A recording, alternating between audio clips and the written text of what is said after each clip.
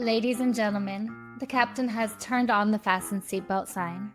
If you haven't already done so, please make sure the volume of this podcast is set perfectly to your listening enjoyment. Please take your seat, whether that's on the treadmill, car, sofa, or bed, and buckle in for the last trip. My name is Jamie Beebe, and I'll be your tour guide, recreating someone's last days in paradise. On behalf of myself and everyone behind the scenes, please enjoy the Last Trip podcast. And because nobody likes a long flight to get to where they want to be, let's prepare for takeoff.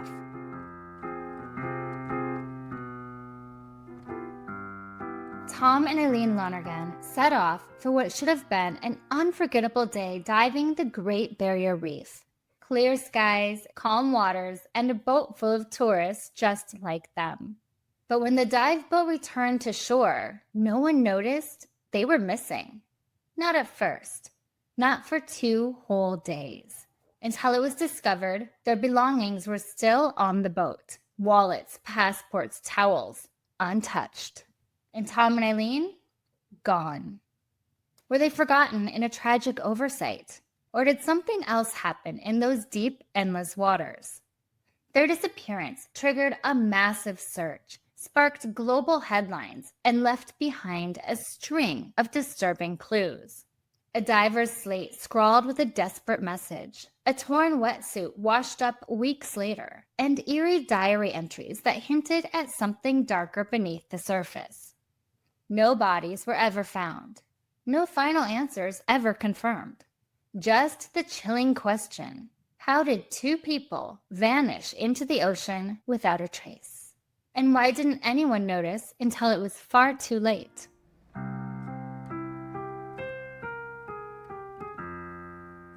Before we dive into the lives of Tom and Eileen Lonergan, let's take a moment to explore the incredible backdrop to this story. Not just the reef where they disappeared, but the broader landscape that draws millions of travelers to the edge of the earth each year. This isn't just about a place on a map. It's about a region as ancient as time itself, breathtaking, mysterious, and filled with both wonder and risk. Let's start with Australia, the 6th largest country in the world, but often one of the most misunderstood. It's a land of contrasts: red deserts that stretch out like cracked clay skin, dense rainforests teeming with creatures found nowhere else, and cosmopolitan cities clinging to the coastlines like glittering outposts. For many, Australia conjures up images of kangaroos, koalas, and iconic landmarks like the Sydney Opera House or Uluru. But what truly sets it apart, especially for adventurers, is the ocean. More than 80% of Australians live within 30 miles of the coast. The sea is their playground, their provider, and at times, their threat.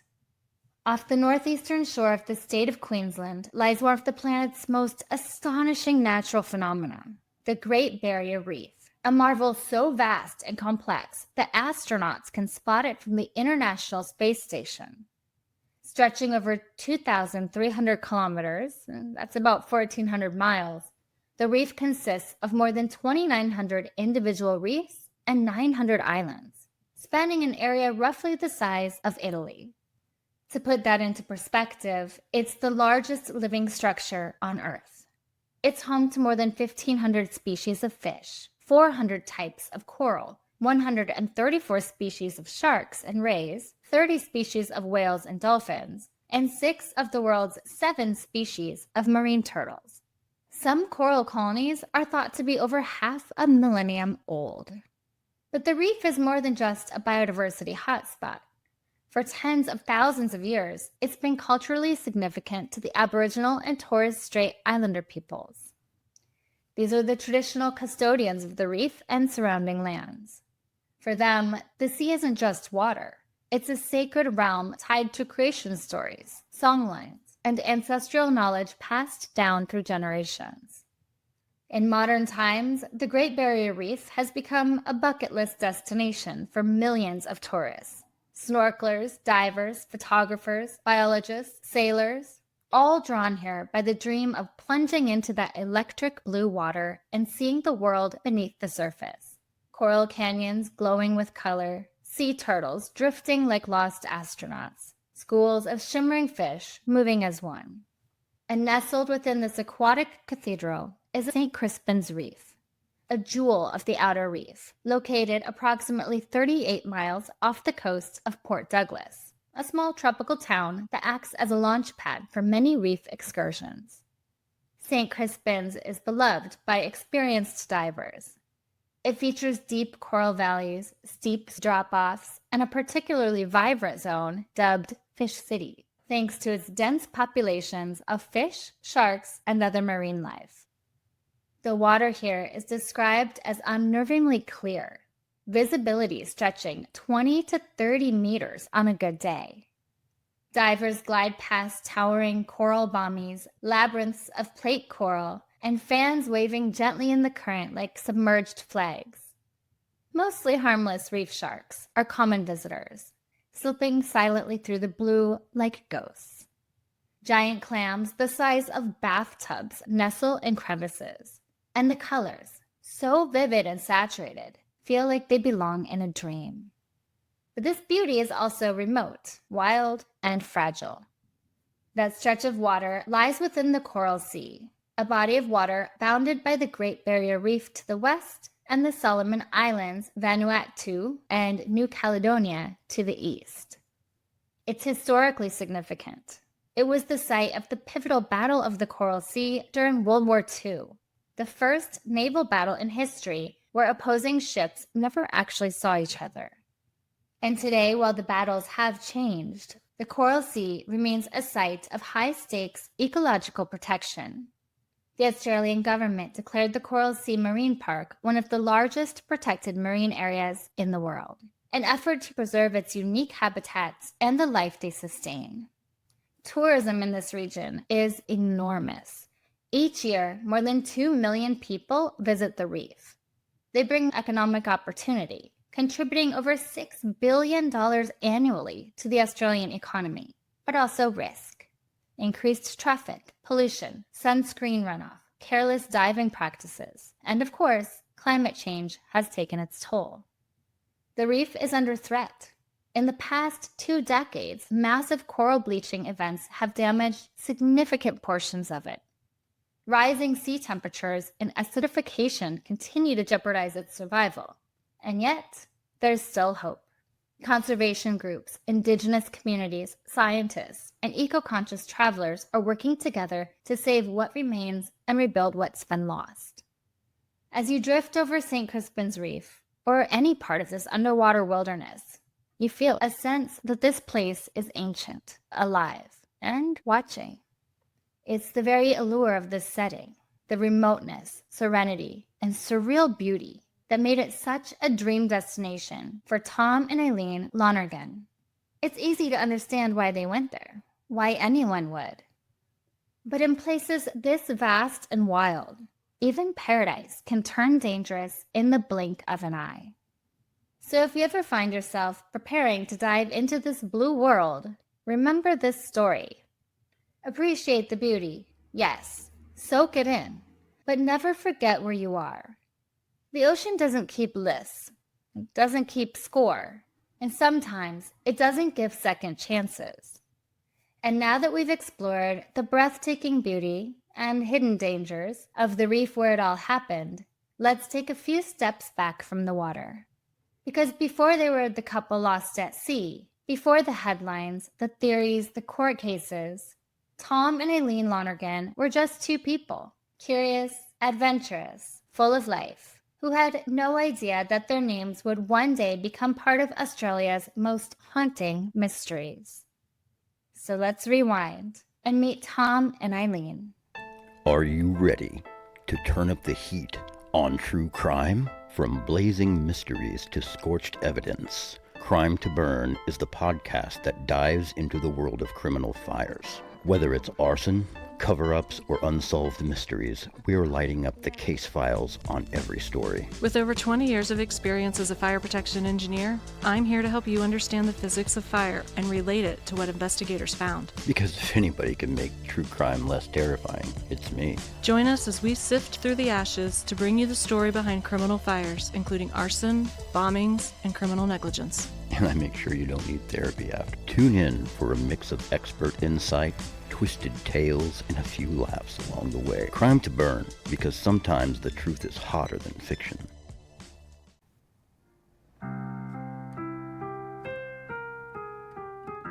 Before they became the center of one of the most haunting maritime mysteries in modern history, Tom and Eileen Lonergan were simply two young people in love, idealistic, adventurous, and deeply committed to making a difference. Tom Lonergan was born on December 28, 1964. He grew up in Baton Rouge, Louisiana, and from a young age he was known for his introspective nature. He wasn't loud or flashy. He was thoughtful, observant. He loved the ocean, books, and philosophy. He was the kind of person who quietly noticed everything and didn't say more than he needed to. Eileen Cassidy Haynes was born March 3, 1969, also in Baton Rouge. She had a bright spark, intelligent, kind, with a quiet strength that made people feel at ease around her. Eileen studied geology and spoke fluent French. She had a deep love for nature, a passion for education, and a fearless sense of curiosity. She was a planner, a doer, and she had a gift for finding joy in simple things. The two met at Louisiana State University, and from the beginning, they just clicked. Different in some ways, but perfectly balanced in others. Friends described them as inseparable, a team. They married in June 1988 in Jefferson, Texas. The wedding was a bright and happy affair, with friends and family having no doubts the couple would be able to stand the test of time. They started a life built not around material things, but around meaning, around service, around the idea that they could make the world a little better together. Eileen had long dreamed of joining the Peace Corps, and that dream became a shared mission when, in the early 1990s, the couple volunteered to serve in the South Pacific. They were stationed in Fiji, teaching science to school children, building relationships in small island communities, and living simply, off the grid, far from home, and happier than ever. The South Pacific wasn't just a backdrop to their lives. It was something they embraced completely: the culture, the water, the solitude. Friends and fellow volunteers described them as vivacious, generous, and possessing a healthy sense of humor. A couple whose bond was as strong as their commitment to service. And it was during this time that scuba diving became more than a hobby. It was a shared passion, a way to feel alive and present, a way to explore the unseen. By 1998, Tom and Eileen were nearing the end of their Peace Corps service. They were preparing to head back to the U.S. to begin graduate school. And Tom planned to pursue a master's in education and Eileen in marine biology. But before that next chapter, they wanted one last adventure, a trip to Australia's Great Barrier Reef. So they booked a spot with a small company called Outer Edge, planning to visit the remote St. Crispin's Reef, known for its vibrant coral, clear waters, and abundant sea life. It was supposed to be a vacation, a celebration, a quiet exhale after years of service. The day of the dive, they brought their own dive logs, their own equipment. They were experienced, with more than 80 logged dives each. And they weren't careless thrill seekers. They were calm, capable, respectful of the ocean. And that's where their story, at least the part we can confirm, begins to drift into silence.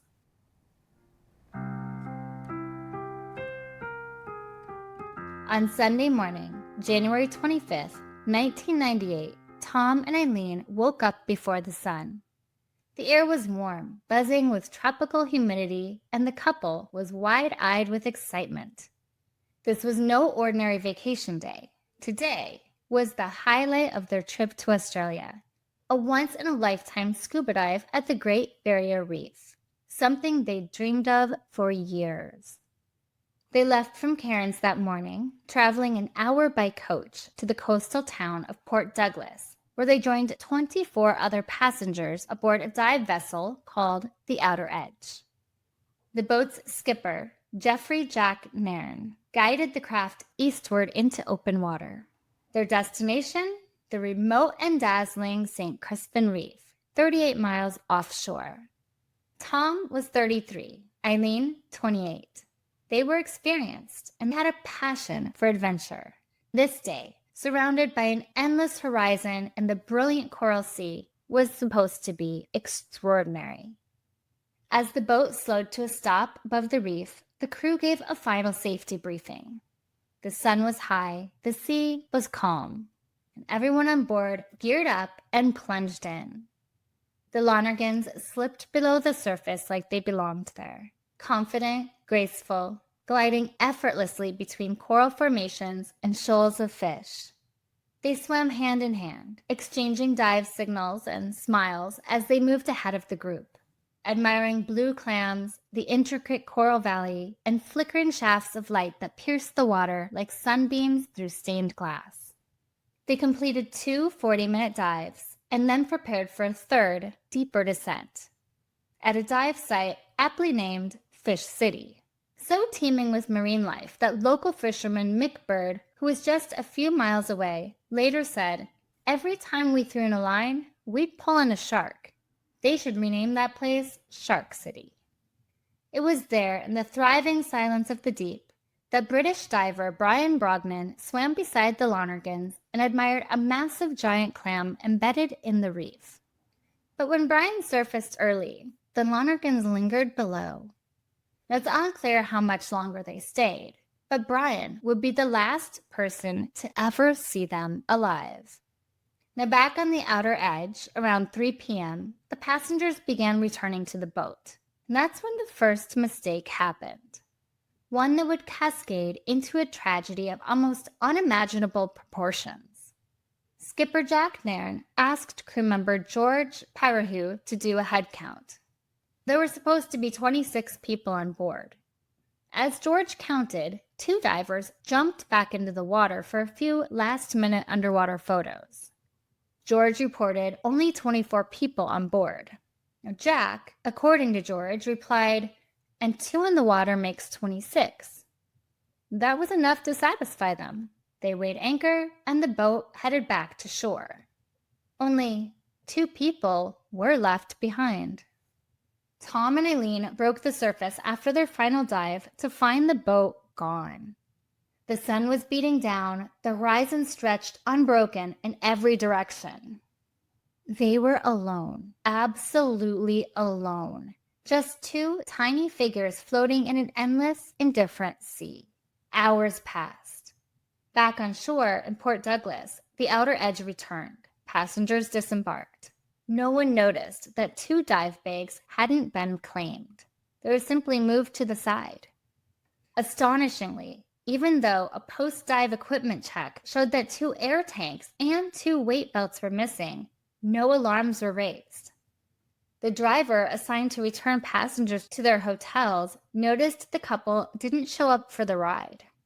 He mentioned it to his boss, but was told not to worry, so he left without them. And night fell. Tom and Eileen were still out there, adrift in the open sea. No one knew. No one was looking. And here's the most haunting part. This kind of thing doesn't have to end in disaster. A few years ago, I was snorkeling off the coast of Thailand when my boat accidentally left a couple behind. About a half hour after departing, someone realized they were missing. The captain spun the boat around in a panic. When we returned, they were already gone. 10 minutes of absolute chaos followed before a nearby fishing boat appeared, with the 2 Americans, safe but furious. They were rescued by sheer luck. Our boat was careless, but at least someone noticed. For Tom and Eileen, no one noticed. The next day, the outer edge returned to the same reef with a new group of divers. Some of them spotted 2 weight belts on the ocean floor. No one wondered why they were there. A crew member simply called it a bonus. And still, the dive bags sat untouched on the boat. It wasn't until the vessel returned again 2 days after the original trip that someone finally opened the unclaimed gear. Inside the bags were wallets, passports, clothing, even the shirt Tom had worn that day. Something was wrong, very wrong. Only then did the call go out. It had now been 51 hours since Tom and Eileen were last seen. A massive air and sea search began. Their hotel room was untouched. The credit cards hadn't been used. Planes, helicopters, and boats scoured the sea for 3 days, and there was nothing. So the search ended. Then, 10 days after their disappearance, Tom's buoyancy vest was found 50 miles north of where they'd last dived. His name was still stitched into the pocket. A wetsuit, believed to be Eileen's, washed ashore later, shredded and torn near the seat. Experts believed it had been bitten or torn by a reef or predator. Her hood, fins, and air tank followed. And then, 6 months later, the sea gave up one final clue. A fisherman, nearly 90 miles north of St. Crispin Reef, reeled in a dive slate, a plastic writing board used underwater. On it was a chilling message. To anyone who can help us, we've been abandoned on Agincourt Reef, 25 Jan 1998, 3 p.m. Please help us. Come to rescue us before we die. Help. No one could agree on whether it was authentic or a cruel hoax, but it didn't matter. Their bodies were never found. Just a battered wetsuit, a name stitched in cloth, and a plea scratched in plastic. Tom and Eileen Lonergan disappeared into the largest living reef system on Earth, and the silence left in their wake was louder than ever. Their disappearance is chilling. A tragic cocktail of human error, miscommunication, and negligence that left 2 experienced divers stranded in one of the most vast and unforgiving environments on Earth. But as the days passed and the silence deepened, what began as a heartbreaking accident started to take on a stranger shape. The mystery didn't fade with time. It grew. Because while the facts pointed to a series of terrible mistakes, the evidence, or lack of it, opened the door to something else. Whispers of sharks, suicide pacts, faked deaths, even murder. In the absence of bodies, the public imagination ran wild. And soon, the case of the Lonergans was no longer just a story of 2 divers left behind. It was a riddle, soaked in saltwater and rumor. What really happened out there? Let's dive into the theories.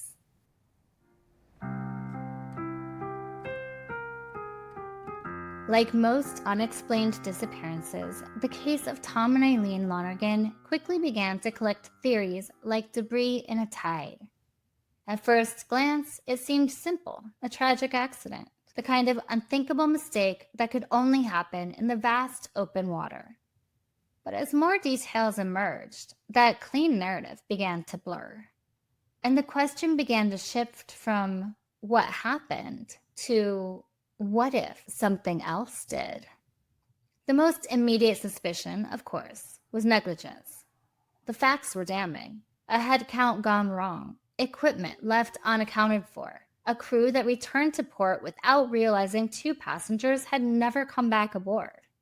Could all this really be chalked up to human error? Or was there something deeper at play? Not just a failure in protocol, but something more deliberate. Soon, whispers of a stranger theory began to rise. That maybe Tom and Eileen Lonergan hadn't been victims at all. Maybe they had staged their own disappearance. Now, that idea wasn't exactly pulled from thin air.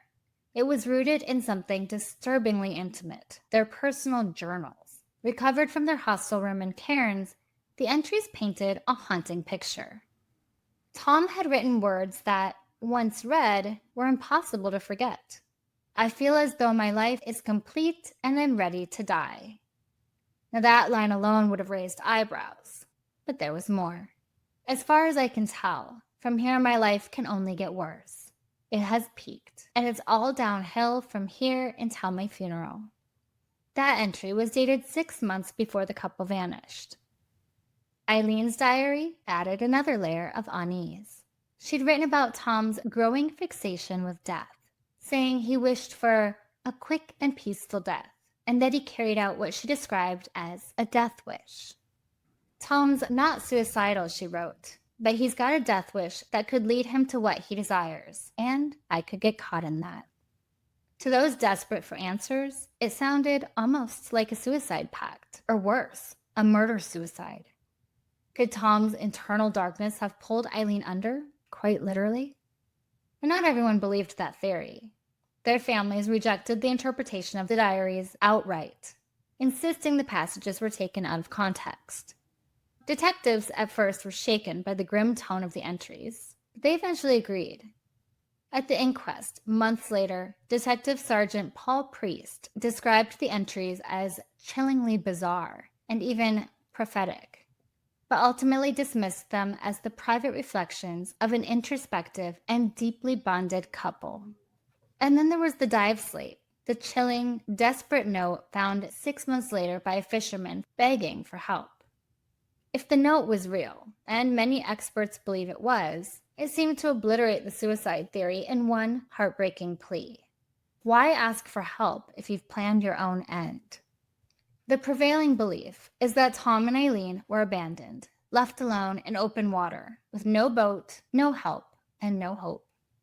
In that version of events, they likely succumbed to dehydration, drowning, or sharks. And this is where the case returns to the realm of pure, preventable tragedy. During the formal inquest, Coroner Noel Noonan charged skipper Jeffrey Nairn with unlawful killing, declaring the skipper should be diligent for the safety of passengers and ensure safety measures are carried out. When you combine the number of mistakes and the severity of the mistakes, I am satisfied a reasonable jury would find Mr. Nairn guilty of manslaughter. But in a stunning twist, he was found not guilty. The Outer Edge Company, however, pled guilty to negligence and was heavily fined. So heavily, in fact, that it eventually went out of business, which was probably for the best. Still, there were voices of doubt. Defense attorneys argued that it was possible, even plausible, that the couple had faked their own deaths. A journalist at the trial pointed out that a 2-story tower belonging to a day boat moored nearby, just 2.3 nautical miles from the dive site, and it could be seen clearly from the water's surface. Could the Lonergans have swum toward it? And what about the other boats in the area that night? Their lights would have been visible. The seas were calm. The weather was good. Was survival possible? One skipper from a dive charter called Quicksilver told the court he'd heard an American accent among his passengers the day after Tom and Eileen vanished, even though he was carrying only Italian tourists. When the final passenger count came back 3 over, he didn't investigate. He just moved on. Then there were the eyewitness accounts, 9 in total. 9 separate people claimed they saw the Lonergans alive in Queensland in the days following their disappearance.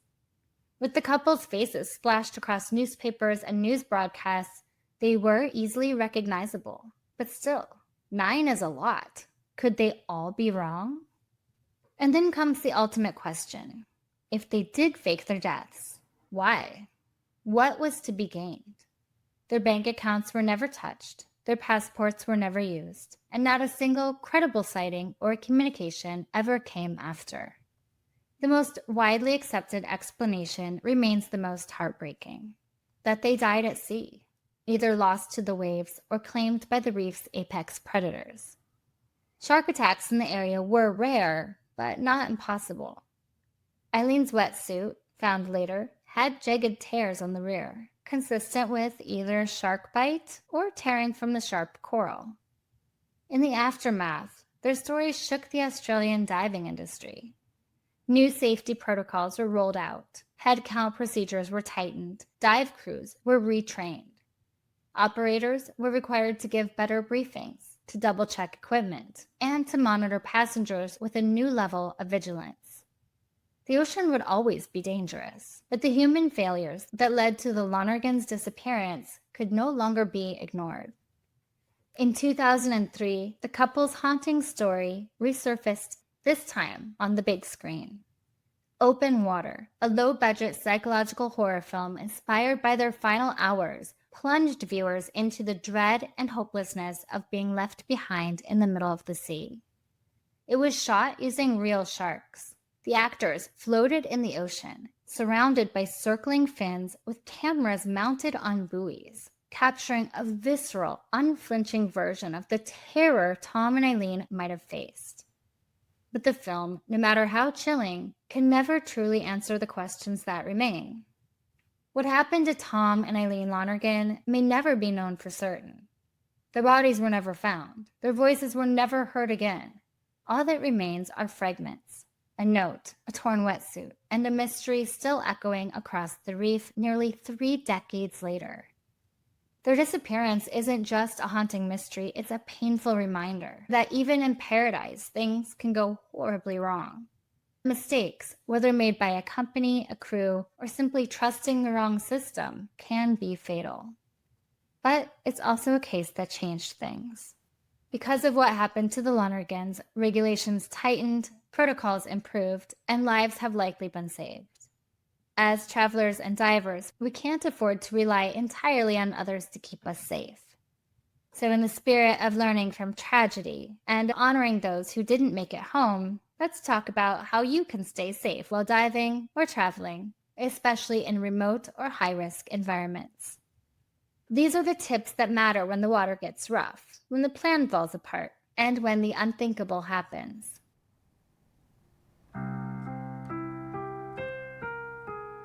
When we think of scuba diving in Australia, we think of turquoise waters, vibrant coral reefs, and the chance to drift weightlessly through one of nature's greatest wonders. The Great Barrier Reef is often called a diver's dream. But dreams, as we've just heard, can turn into nightmares in the blink of an eye. So if you're planning a dive trip, especially to a remote, open ocean site like St. Crispin Reef, here's what you need to know. Not just to enjoy your adventure, but to return safely, no matter what unexpected turns your journey might take. The first things first, choose a reputable dive company. Don't just go with the cheapest option or the one that's handing out flyers near your hotel. Look up reviews from other divers. Find out if the company has a clean safety record, certified dive professionals, and strict protocols for head counts, emergency preparedness, and diver tracking. Now, in Australia, particularly in Queensland, regulations have tightened considerably since the late 1990s. Dive operators must now conduct multiple head counts, use diver check-in boards, and brief passengers thoroughly before each dive. Still, not all operators are created equal. Don't be afraid to ask questions. A good dive crew will respect you for it. Know your gear and trust your gut. Before jumping into the water, double check your gear. Does your BCD inflate properly? Are your gauges reading correctly? Do you know how to manually inflate your vest if needed? And more importantly, how do you feel? Don't dive if you're overly tired, anxious, or not comfortable with the depth or conditions. Diving should be challenging, yes, but it shouldn't feel like a gamble. If something doesn't sit right with you, say something. You have every right to speak up. Always stay within your group and have a solid buddy system. Even experienced divers can become disoriented in open water. Currents shift quickly, visibility drops, and once you're beneath the surface, landmarks disappear. That's why a proper buddy system isn't just a formality, it's a lifeline. Also, stick with your assigned buddy. Stay within visual range of the group or guide. And if you're going off a bit to explore, make sure your buddy is aware and on board. It's not just about safety, it's about accountability. If something goes wrong, you'll need someone to notice, fast. Let's get practical with equipment. One of the simplest and most effective pieces of safety equipment a diver can carry is a surface marker buoy, or SMB, a brightly colored inflatable tube you release on a reel when you begin your ascent. It signals to the boat where you are, and it's critical when diving in areas with strong currents or heavy boat traffic. A whistle or dive alert, an air-powered noisemaker attached to your BCD, can help signal the boat if you're left on the surface. In Australia's vast waters, where visibility from the deck may be low, these tools can save your life. And for serious offshore diving, consider carrying a personal locator beacon, or PLB. It's a compact GPS device that sends a distress signal via satellite. Some are now small enough to clip onto your gear or slip into your wetsuit sleeve. Now, let's talk about worst case scenario, being stranded at sea like Tom and Eileen. If you surface and realize your dive boat is gone, stay calm. Panic will zap your energy and increase your risk of drowning. Inflate your BCD or use your snorkel to conserve air. Raise your arms and signal in case the boat is still nearby. If you have an SMB or reflective gear, get it above water. Group together with other divers if you're not alone. That way, you're easier to spot. If there's a visible current, try to drift with it, not against it. And if you can see any landmass, mooring tower, or boat in the distance, make a slow, steady attempt toward it, but only if you're sure the conditions allow. Exhaustion is a killer in the water. And what about sharks? Yes, they're there, especially around reefs like St. Crispin. But here's the truth. Sharks don't want to eat people. Most attacks happen because a shark mistakes a swimmer or diver for prey, and most of those occur near the surface at dusk or dawn, or when there's blood in the water. If you're stranded and spot a shark, avoid erratic movements. Stay vertical if possible, and keep your eyes on it. Sharks respect other predators, and they often lose interest when they realize you're not a flailing fish. But safety starts before you even get on the boat. Tell someone on land your plans, the name of the company, the site you're visiting, and what time they're expected back. Whether it's your hotel concierge, a friend, or someone back home, it matters. Because if you go missing, timing is everything. The Lonergan's absence wasn't even noticed until days after the boat docked. Their bags sat untouched, their shuttle ride never claimed, and no one asked the question until it was far too late.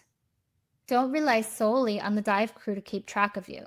Give yourself a backup safety net. Scuba diving is one of the most exhilarating, humbling, and awe-inspiring ways to experience the planet. But like any true adventure, it comes with real risks. The ocean is powerful, unforgiving, and it doesn't care how much you paid for your tour.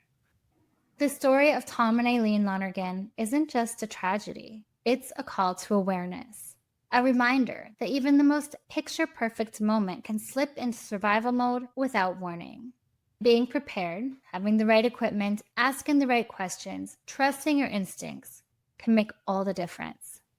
Because once you're 38 miles offshore, no one's coming unless they know you're missing. And by the time they do, the sea may have already taken its final breath. So dive in, explore, get lost in the reef, but not forgotten in it.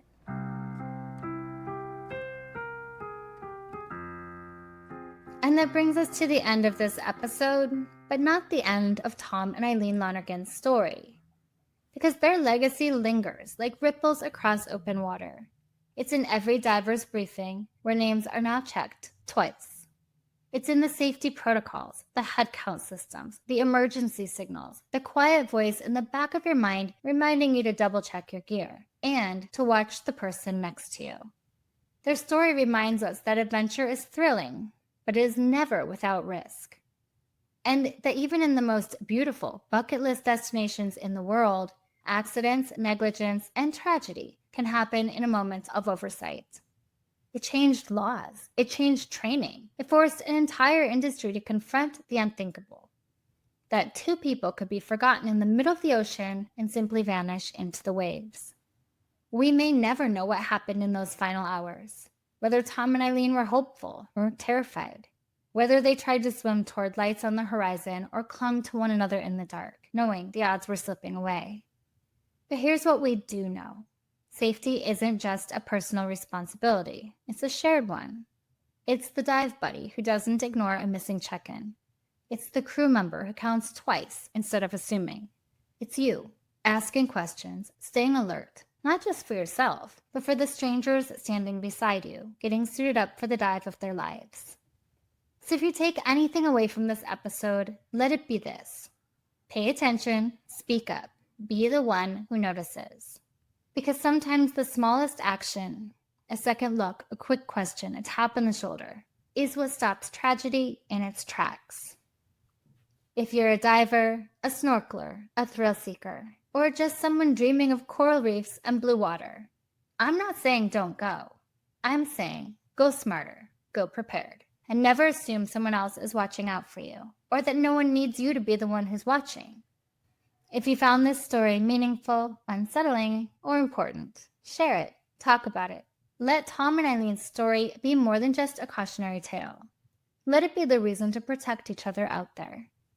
Until next time, wherever your travels take you, stay curious, stay safe, and never take your eyes off the surface.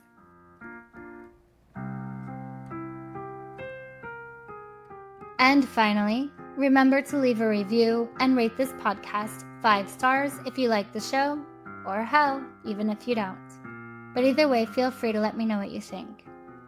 Please follow The Last Trip on Instagram at The Last Trip Crime Pod, and subscribe on Patreon to support the show.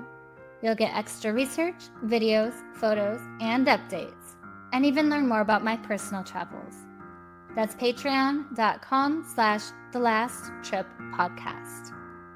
I'm Jamie Beebe, bringing you your last trip and signing off until the next one. Thanks for listening.